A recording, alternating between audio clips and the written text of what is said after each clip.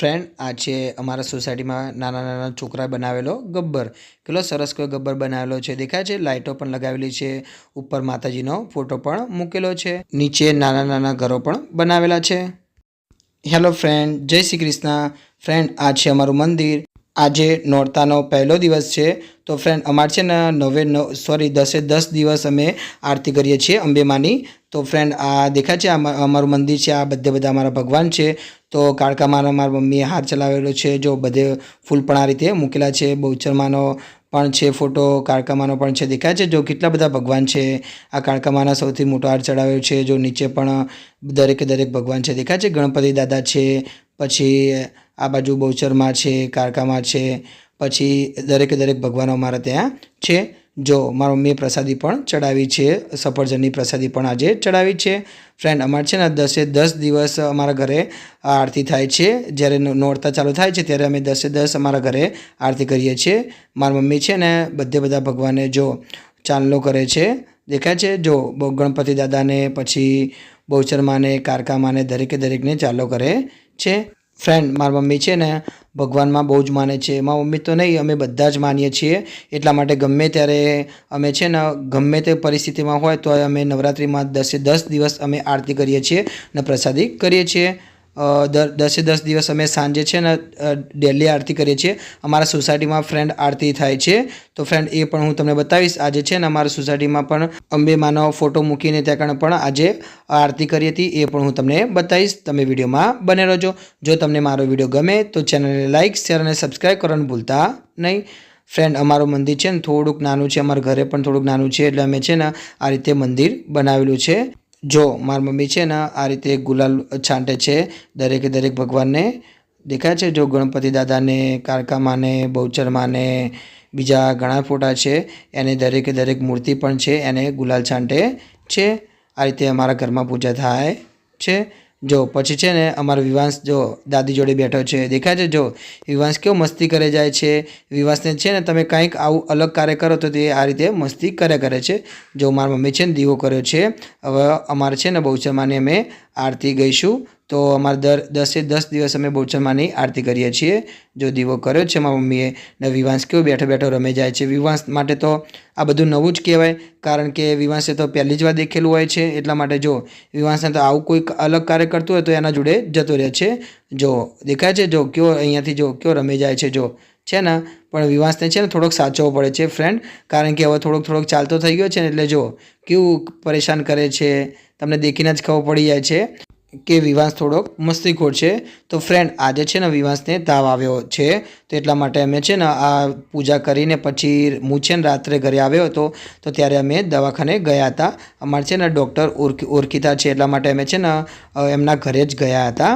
તો ફ્રેન્ડ એ પણ હું તમને થોડોક વિડીયો બતાવીશ. રિટર્નમાં આવતા હતા તો મારા ઘર બાજુ કેટલીક સોસાયટીને કેટલી બધી લાઇટો કરેલી છે. તો એનો પણ મેં વિડીયો બનાવ્યો છે. એ પણ હું તમને વિડીયો બતાવીશ. જો તમને મારો વિડીયો ગમે તો ચેનલને લાઇક, શેર અને સબસ્ક્રાઈબ કરવાનું ભૂલતા નહીં.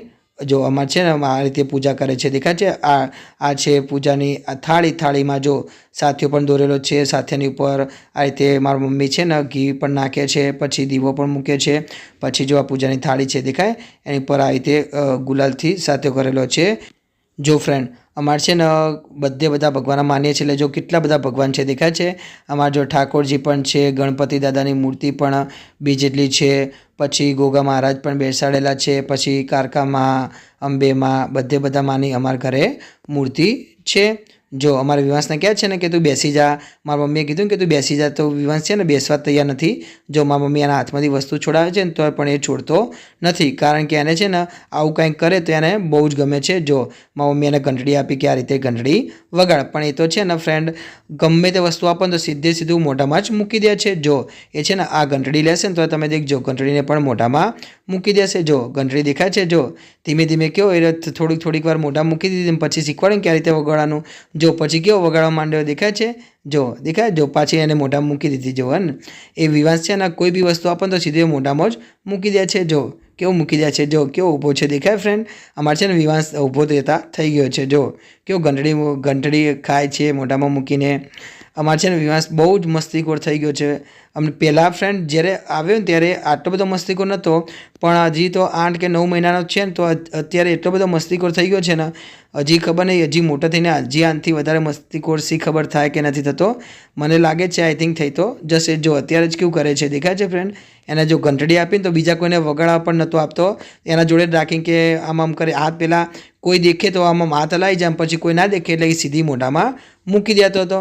તો વિવાન છે ને આવું જ કર્યા કરે છે. જો પાછો જો દેખાય છે, પાછો ઊભો થયો છે. જો પાછો જો મમ્મી આરતી કરે છે ને તો એને જો એને કેટલું પરેશાન કરે છે. જો અમે કીધું કે વિવાસ અહીંયા આ બાજુ આવતો રહ્યા તો છે ને વિવાસ આવવા તૈયાર ન હતો. જો કેવું મોઢામાં નાખ્યું છે દેખાય છે ફ્રેન્ડ. એને છે ને આવું કોઈ બી વસ્તુ આપો નવું તે આ રીતે સીધું મોઢામાં નાખી દે છે. જો દાદી જોડે કેવો બેસી ગયો છે આરતી સાંભળવા માટે. એને તો આરતીમાં કંઈ ખબર પડે નહીં, પણ એને તો આ બધું લાઇટિંગ ને આ બધું થાય ને, લાઇટ ને દીવો ને બધું ઘંટડી હાથમાં આપી એટલે આને બહુ જ ગમે કરે છે. જો પછી થોડો ધીમે ધીમે બહાર આવતો થઈ ગયો છે દેખાય છે. પણ તો એ દેખો જો પાછો એ અંદર જવાની જ કોશિશ કરે છે, કારણ કે અંદર લાઇટ સામે નાના એમ તો ભગવાન આપણે ભગવાન કહીએ પણ એમ તો રમકડા જ લાગે કે નાનાનું વસ્તુ શું છે તો એને એ વસ્તુ જ જોવું ગમે છે દેખાય છે. જો પાછો કેવો સામે ઊભો થઈ ગયો. જો ભગવાનની સામે કેટલો સરસ કોઈ રીતે ઊભો થઈ ગયો. એને ઘંટડી વગાડવાની કીધી ને તો હજી પણ દેખાય છે ફ્રેન્ડ મોઢામાં નાખ્યા કરે છે. પછી છે ને ફ્રેન્ડ જો અમારે છે ને આ છે અમારી સોસાયટી. જો વિવાસના દાદી અને ઋત્વી 3 જણા છે ને અમારી સોસાયટીમાં એક જણના ઘરે અંબેમાનો ફોટો મૂક્યો હતો. તે ફોટાને બધા લઈ જાય છે તો ત્યાં એ લોકો જાય છે. ત્યાં પ્રતિષ્ઠા છે, ત્યાં ફોટાને મૂકશે, ત્યાં પૂજા કરશે. અમારે છે ને 10 દિવસ ત્યાં ફોટો રાખીને ત્યાં અમારી સોસાયટીમાં પણ પૂજા થાય છે. જો દેખાય છે એક બેન શંખ પણ વગાડે છે.